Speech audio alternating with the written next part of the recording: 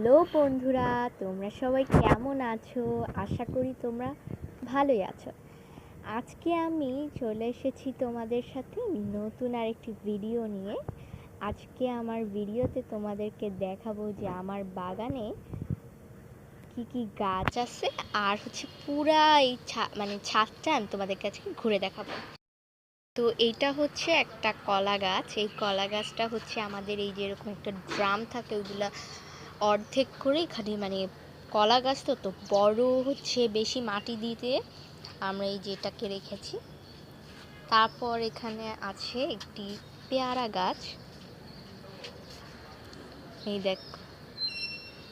ও sorry, এটা একটা ডালিম গাছ।